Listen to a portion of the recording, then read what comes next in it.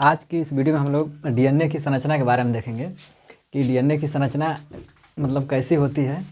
तो आज हम लोग देखेंगे इसके बारे में। आइए इसके बारे में बात करते हैं।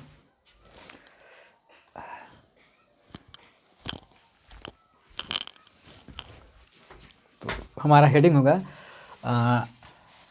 यहाँ पर कि डीएनए की संरचना क्या हो जाएगा। डीएनए की संरचना, ठीक है। और इसको हम लोग बोलते हैं स्ट्रक्चर ऑफ डीएनए। क्या बोलेंगे? स्ट्रक्चर ऑफ डीएनए इंग्लिश में बोलेंगे। जो लोग इंग्लिश समझते होंगे ये उनके लिए, ठीक है। स्ट्रक्चर ऑफ डीएनए,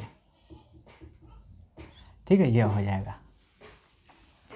तो सबसे पहले हम लोग बात करेंगे कि जो डीएनए की संरचना है, इस तरीके से इसकी संरचना होती है, इस तरीके से, ठीक है। तो इस तरीके से इसकी जब संरचना हम लोग देखते हैं, बुक में देखे होंगे, ठीक है। तो डीएनए में 2 धागे होते हैं, ठीक है। तो इस 2 धागे से बनने के कारण या कह सकते हैं की वजह से, तो डीएनए को कहा जाता है कि जो डीएनए होता है ये डीएनए द्विकुंडली संरचना होती है। द्विकुंडली संरचना का मतलब ये होता है कि इसके अंदर जो ये देखेंगे, ये जो धागा दिख रहा है आपको इस तरीके से, ये जो धागा दिख रहा है, यह जो धागा है कह सकते हैं कि डबल है, मतलब 2 है। डबल का मतलब 2, ठीक है। ये डीएनए की संरचना है। तो कह सकते हैं एक यह हो गया और एक यह, ठीक है। यह एक यह तो लिखा होता है कि जो डीएनए होता है, डीएनए द्विकुंडली संरचना होती है। तो द्विकुंडली संरचना का मतलब ये हो जाएगा कि इसमें 2 धागे से मिलकर बना होता है। पूछा जाता है कि डीएनए की द्विकुंडली संरचना दिया कौन था, तो भाई एक नाम आता है, याद रखिएगा, वाटसन क्रिक। क्या आता है? वाटसन एंड क्रिक आता है, ठीक है। तो वाटसन क्रिक यहाँ पे मैं लिख दे रहा हूँ, क्रिक। तो इन्होंने 1953 में इस मॉडल को दिया था, ठीक है। ये याद रहे कि अगर कोई पूछे कि डीएनए का डबल हेलिक्स मॉडल किसने प्रपोज किया, किसने प्रकाशित किया, या गिवन बाय किसके द्वारा दिया गया, तो बताएंगे कि वाटसन क्रिक ने दिया था। कितने में? 1953 में, ठीक है। इस काम के लिए इन लोगों को, यानी इन दोनों बोथ लोगों को, वाटसन और क्रिक को 1962 इतने में नोबेल पुरस्कार दिया गया था। क्या दिया गया था? नोबेल अवार्ड दिया गया था। क्या दिया गया था? नोबेल अवार्ड, ठीक है। ये चीज़ याद रहे। मेडिकल के मतलब एग्ज़ाम में कह सकते हैं, खासकर नीट वगैरह में, ये क्वेश्चन ऐसे ही डायरेक्टली लिखा रहता है कि जो नोबेल पुरस्कार है वह दिया गया था भाई वाटसन क्रिक को, तो किस कार्य के लिए दिया, किस सराहना के लिए दिया गया था? तो उसमें ऑप्शन में रहता भाई कि डीएनए के डबल संरचना के देने के लिए दिया गया था। दूसरा पॉइंट्स कहा जाता है कि वाटसन क्रिक के द्वारा मॉडल कितने सन में दिया गया, तो 1953 में। 3 ऐसे ही ऑप्शन रहेंगे, उसमें एक ये भी रहेगा। तो इस सन पे तब क्लिक करना है कि जब ऊपर क्वेश्चन यह राइट किया हो कि वाटसन क्रिक को डबल हेलिक्स के सराहना के लिए कितने सन में नोबेल पुरस्कार दिया गया, तो वहाँ पर हो जाएगा 1962, याद रहे।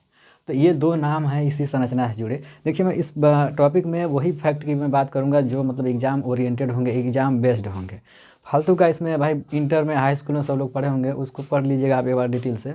तो यही सब, इतना ही मैटर निकल के आएगा, आपको इतना ही सीखना है। इसके बाद अब इस डीएनए मॉडल को मतलब नामकरण करना है कि इसका घुमाव पिच कितने का होता है, मतलब ये घुमाव कितने का होता है। तो देखेंगे जो डीएनए का यहाँ से एक एक्सिस लगा होता है, ठीक है, इस तरह से एक्सिस होता है, ठीक है। तो एक्सिस पे का मतलब ये हो गया कि ये हो गया हमारा एक्सिस। तो ये जो एक्सिस आता है यहाँ से, ठीक है, तो यह देखेंगे तो ऊपर का जो ओपनिंग होता है यह कह सकते हैं कि 20 एंगस्ट्रॉन का होता है। कितने का होता है? टोटली 20 एंगस्ट्रॉन का होता है। तो अगर इस 20 के अगर मैं हाफ की बात करूं कि यहाँ से यहाँ तक कितना होगा, तो बताएंगे 10 एंगस्ट्रॉन होगा। कितना होगा? 10 एंगस्ट्रॉन होगा। अब यहीं से मैं इधर की बात करूं तो कितना होगा? कहोगे 10 एंगस्ट्रॉन होगा, और दोनों को ऐड करेंगे टोटल कितना होगा, तो भाई 20 एंगस्ट्रॉन होगा। आई होप समझ गए होंगे। मतलब डीएनए का जो ओपनिंग ऊपर का है वो डायरेक्टली लिख देंगे भाई 20 एंगस्ट्रॉन का होता है। क्वेश्चन ये आता है कि डीएनए का जो ऊपर का ओपनिंग होता है वो हाफ कितने का होता है, आधा कितने का होता है। तो 20 का आधा 10 होता है। तो 20 में एक एक्सिस पर एक लाइन खींचेंगे, डीएनए का जो डबल हेलिक्स मॉडल है तुरंत 2 भाग में डिवाइड हो जाएगा और उस वहीं पर लिख देंगे कि इस इधर का 10 इधर का 10, तो टोटल कितना होगा 20 होगा। अच्छा, इसके बाद यहाँ से एक क्वेश्चन यहाँ पर एक नाम होता है कि इसका जो यह एक कह सकते हैं कुंडल है, इसे कुंडल बोलते हैं या इसे घुमाव बोलते हैं। तो यह घुमाव कितने का है तो बताएंगे 34 एंगस्ट्रॉन का। कितने का होता है 34 एंगस्ट्रॉन। इधर देखिए एक यह यहाँ से एक यह घुमाव यहाँ तक कितने का है 34 एंगस्ट्रॉन का। बीच में सीढ़ी के डंडे की तरह संरचना लगी है कि जैसे मैं कह दूं घरों में देखे होंगे ऐसे लगा होता है जो सीढ़ी लगी होती है, सेम इसी तरीके से इसमें भी लगा है। तो यहाँ पर इससे सीढ़ी का डंडा या नाम नहीं लिखा जाएगा, यहाँ पर ये लिखा जाएगा कि डीएनए के दो मतलब कह सकते हैं कि दो सुपर फास्फेट की, इसे सुपर फास्फेट बोलेंगे, क्या बोलेंगे, ये सुपर फास्फेट का बना होता है, फास्फेट का है सुपर फास्फेट की यह संरचना बनी है और यह संरचना दोनों आपस में अटैच करने वाला जो बीच में ये लाइन है, ये लाइन नहीं है, इसका नाम बॉन्ड है। और कौन सा बॉन्ड है बताएंगे, ये हाइड्रोजन बॉन्ड है। कौन सा है, हाइड्रोजन। क्या है, इसी को हाइड्रोजन बॉन्ड बोलेंगे। बात समझ में आ रही है, ये हाइड्रोजन बॉन्ड है। अच्छा, इसके बाद इस दो हाइड्रोजन बॉन्ड के बीच का दूरी पूछता है कि हाउ मैनी कह सकते हैं कि distance between two hydrogen bond. ऐसे एक लाइन लिखा रहता है, इंग्लिश में लिखा होगा, हिंदी में बता दे रहा हूँ। मतलब दो हाइड्रोजन बॉन्ड के बीच की दूरी कितना होती है। तो दो हाइड्रोजन बॉन्ड के बीच की दूरी कितना होता है तो बुक उठाइएगा आप लोग एक बार देखिएगा, तो उसमें लिखा होगा दो हाइड्रोजन बॉन्ड के बीच की जो दूरी होती है 3.4 एंगस्ट्रॉन होती है। इसका मतलब ये हो गया, अगर आपको एक घुमाव अगर याद हो गया कि 34 एंगस्ट्रॉन का होता है तो उस घुमाव में बस दशमलव लगा देंगे तो दो हाइड्रोजन बॉन्ड के बीच की दूरी निकल जाएगी। जैसे मैं कह दूँ 34 एंगस्ट्रॉन इधर लिखा गया है और दो हाइड्रोजन बॉन्ड के बीच की दूरी 3.4 एंगस्ट्रॉन होता है, तो इसी बीच में पॉइंट्स लगा देंगे, दशमलव लगा देंगे, तो इधर दो हाइड्रोजन बॉन्ड की दूरी निकल आएगी। ठीक है, इसके बाद जब ये हाइड्रोजन बॉन्ड लगा होगा तो इस पर देखेंगे लिखा होगा कि ए टी और कहीं पे लिखा होगा जी, इसके बाद सी, इसके बाद लिखा होगा टी, इसके बाद लिखा होगा ए और कहीं पर लिखा होगा सी, इसके बाद लिखा होगा जी। बुक में देखिएगा ऐसे नाम इसमें ऐड होंगे। तो इस ए टी जी सी का मतलब ये होगा, इसके पिछले वाले वीडियो में मैंने बताया था कि ए फॉर एडेनिन होगा और टी फॉर थायमिन होगा, जी फॉर ग्वानिन होगा, सी फॉर साइटोसिन होगा। तो इसका मतलब ये हो गया कि ए हमेशा जुड़ेगा थायमिन से, तो इसका अर्थ ये हो गया कि जो ए है, ए की जो वैल्यू है वह किसके बराबर है,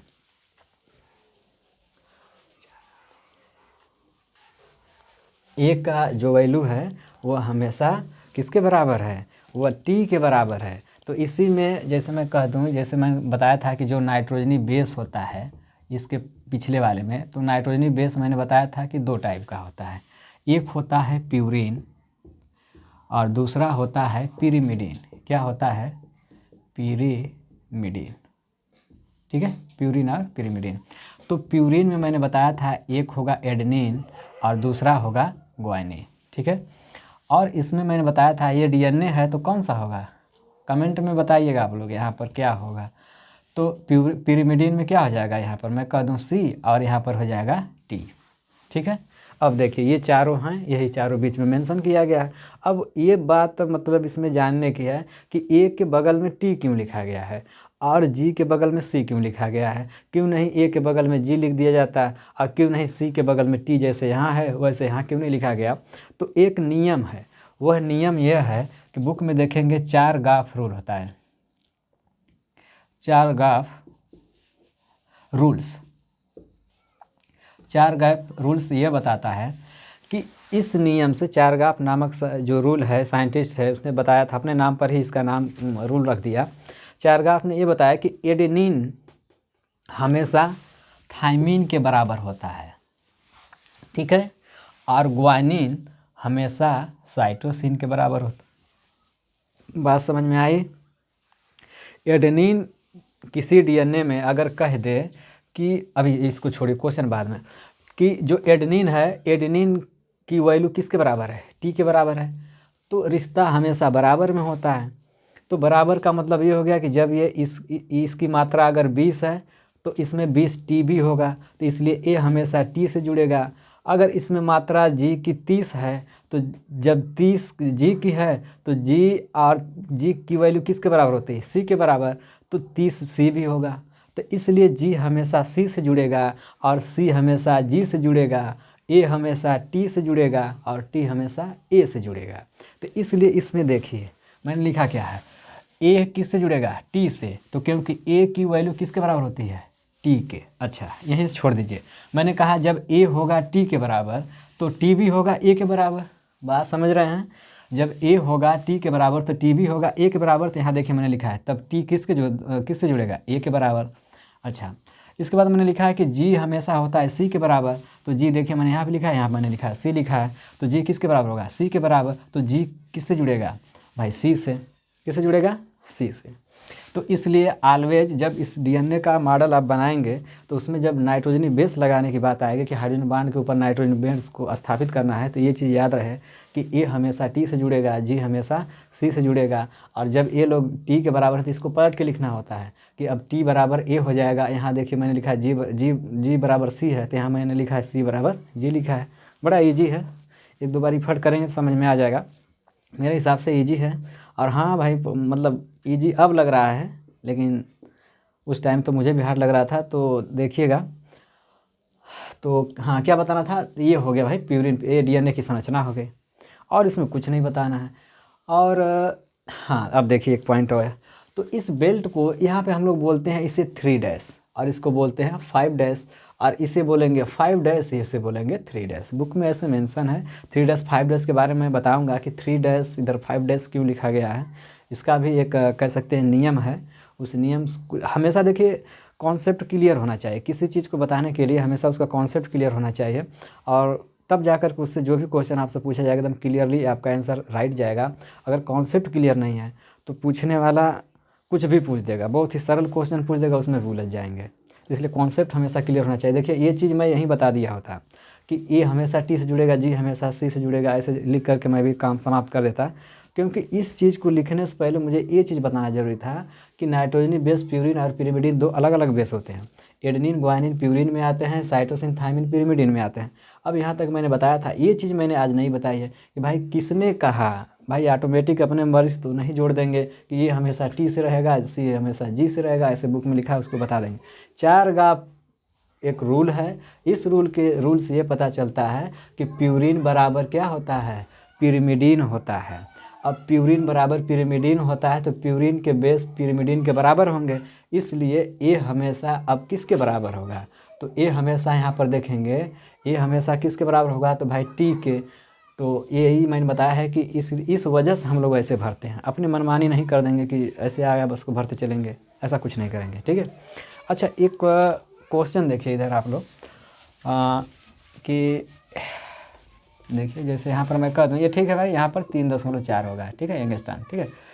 ये क्वेश्चन आता है कि एक डीएनए मॉलिक्यूल है, एक डीएनए अणु है जिसमें 20% एडेनिन है, क्या है, एडेनिन है। तो बताइए how many percentage of the other nitrogenous base, तो बताइए कितना परसेंट अदर नाइट्रोजनी बेस होंगे। तो भाई डीएनए है तो इसमें 4 प्रकार के नाइट्रोजनी बेस होंगे, तो ये बता दिया किसका, एक का बताया है, किसका बताया है, एक का बताया है, किसका बताया है, एडेनिन का बताया है, एडेनिन का बता रहा है। इसको हटा दें, रुक जाइए, इसको यहाँ से हटाइए। जैसे ये कह दिया जाए कि एक डीएनए है, मतलब ए नाइट्रोजन बेस है, इससे कोई भाई डीएनए बना होगा, ठीक है, समझने के लिए कोई डीएनए बन गया। तो ए है यहाँ पर, तो ए अगर ए कह रहा है कि ए की वैल्यू 20% है, कितना है, 20% है। तो ए जब 20% है, अगर कह दिया जाए बाकी लोगों का वैल्यू बताइए, बाकी लोगों की वैल्यू बताइए, तो यहाँ पर मैं कह दूँ ये हो गए टी, ठीक है। बताइए ये लोग कितना परसेंट होंगे इस डीएनए में, किसी डीएनए के अंदर एडेनिन 20% है तो जी और सी और टी का मान बताइए, ऐसा क्वेश्चन आता है, ठीक है। अब देखिए कैसे बताएंगे, तो भाई ए 20% है तो ए के बराबर क्या होता है, टी, क्या होता है, टी। तो ये कितना हो गया 20%। कुछ नहीं करना है, कैलकुलेशन होगा, कुछ काट पीट मैथ वगैरह नहीं आता है छोड़ दो, कुछ नहीं आता है, डायरेक्टली देखो, ठीक है। यहाँ कोई फार्मूला वार्मूला नहीं लिखना है, ठीक है। तो यहाँ पर क्या हो जाएगा, टी हो जाएगा, सॉरी जी हो जाएगा जी। अब देखिए, तो जब इसमें क्वेश्चन इसमें राइट किया कि देखिए क्या कि ए डी एन ए मतलब A D N A molecule मतलब क्वेश्चन होगा have a 20% of the adenine, तो इसके बाद होगा कि how many percentage of the other nitrogen base like G C and T, तो इन लोगों का क्या होगा, ऐसे क्वेश्चन आता है। तो मैं हिंदी में बता दे रहा हूँ, तो हिंदी में वही होगा कि इन लोगों को ज्ञात करना है। आगे देखिए, तो 20% हो गया, तो मैंने कहा ए किसके बराबर होता है भाई, टी के, तो 20 ये है तो 20 ये हो गया। अच्छा ठीक है, अब नाइट्रोजनी बेस अपने आप में कोई भी वस्तु क्या होती है, कोई भी वस्तु अपने आप में 100% होती है। कितना होती है, 100% होती है, ठीक है। तो इस 100% में से कह रहा है कि 20% एडेनिन है, तो जी और सी का परसेंटेज बताइए। अब बात आ गई 20 निकल गया, तो ये बच गया 80, कितना बचा है 80%। अब एक मिनट ऊपर लिखिए 80%, ठीक है। तो 80% हो गया, तो अब ये नहीं समझ में आ रहा है कि 80% में ये लोग कैसे बटाएंगे, कैसे बांटा जाए कि एकदम हमारा आंसर सही जाए। देखिए, तो 20% ए हो गया, तो अभी तो चार ग्राफ का नियम बता रहा था कि ए वाला हमेशा टी के बराबर होगा, तो ए वाले को टी के बराबर करिए। तो जब ए वाला के टी बराबर करेंगे तो इस 4 नाइट्रोजनी बेस में तो 20% टी हो गया, तो इसमें से 20 घटा देंगे तो कितना हो जाएगा ये, जब 20 घटा देंगे तो ये हो जाएगा 60। कितना हो जाएगा 60। तो ए 40 निकल गए, तो इसमें से ए और ए हमेशा किससे जुड़ता है, टी से, तो 20 इसका 20 इसका, तो ये हो गया 40। तो 100 में से 40 घटा दो, क्योंकि टोटल कितना हमारे पास है, इधर देखिए हमारे पास टोटल कितना है 100 है, और जिसमें से हमें ए का पता है और ए किससे जुड़ता है, टी से। तो ए की वैल्यू कितना होगी, टी के बराबर, तो 20 है तो 20 है, तो 20 इसका और 20 इसका, तो दोनों को जोड़ेंगे 20 + 20, तो यहाँ पर हमारा बराबर क्या निकल के आएगा 100 - 40, और इसके बाद हो जाएगा 100 में से जब हम 40 को घटाएंगे तो ये हो जाएगा 60। क्या हो जाएगा 60। अब 60 हो गया, तो 60 में से अब देखेंगे ये 60% बचे हैं लोग, तो अब 60% में इधर जी और सी बचा है। अब क्या करेंगे, तो 60% में नाइट्रोजन बेस की संख्या कितनी है, अभी 2 बचे हैं। कितना बचे हैं 2, तो 2 से क्या करेंगे, ए और इसमें जी और सी है, तो जी और सी 2 हैं, तो इसमें 2 से भाग लगा देंगे। जब 2 से भाग लगाएंगे तो ये हमारा कट के कितना आएगा 30%। कितना आएगा 30%, तो 1 की वैल्यू कितना आ गई 30%। तो अब हमारा देखिए हो गया 30% यह हो गया और 30% यह हो गया। क्यों हो गया, अब देखिए कि ए किसके बराबर होता है, टी के बराबर, तो 20% है 20% है, तो 40% हो गया भाई, दोनों बराबर हो गए। जी सी के बराबर होता है, तो जी की वैल्यू 30% है, तो सी की वैल्यू भी 30% है, दोनों बराबर हो गए। तो इस तरीके से क्वेश्चन आता है नाइट्रोजनी बेस पर। तो इसको आप लोग देखिएगा, जैसे मैंने यहाँ पे लिख दिया है कि एडेनिन थाइमिन, तो एडेनिन 20 है तो थाइमिन भी 20 होगा। तो क्या करेंगे, तो टोटल वैल्यू इसमें जो नाइट्रोजनी बेस की वैल्यू है वो टोटल अपने आप में 100% होती है। तो 100 में से 20 + 20 यानी 40 हो गया, या 40 हो गया, तो 40 को इस 60 में से घटा देंगे, सॉरी 40 में 100 में से इसको घटा देंगे तो आ जाएगा 60। अब बचा कितना, 1 और 2 नाइट्रोजन बेस, फिर 2 से भाग लगा देंगे तो कितना वैल्यू आएगा 30। तो इसका मतलब 1 का 30 है, तो जब जी 30 है तो ये किसके बराबर है, सी के बराबर, तो ये भी कितना होगा 30 ही होगा। अब टोटल चारों को जोड़िए, 20 और 30 50 हो जाएगा, 50 और 30 80 हो जाएगा, 80 और 20 कितना हो जाएगा 100 हो जाएगा। तो टोटल इसमें देखिए वैल्यू आ गई कि नहीं आ गई, ये अपने आप में 100% होता ही है। देखिए हमारा कॉन्सेप्ट पूरा क्लियर हो गया। तो इसको आप लोग मतलब हल करिएगा, समझिएगा, और जो मतलब नहीं समझ में आएगा उसको मैं दोबारा बताने का प्रयास करूँगा, ठीक है। तो ज़्यादा से ज़्यादा वीडियो को लाइक और शेयर करिएगा, और ऐसे ही वीडियो अगर आपको अगर आगे पूरी क्लासें चाहिए तो वीडियो को सपोर्ट करिएगा, और इसको लाइक करिए, सब्सक्राइब करवाइए, ठीक है। और जो इसमें मिस्टेक होगा उसको बताइएगा, ठीक है, कि हाँ सर आप मिस्टेक बताए हैं, उसको ज़रा फिर से बताइए, ठीक है। Thank you so much.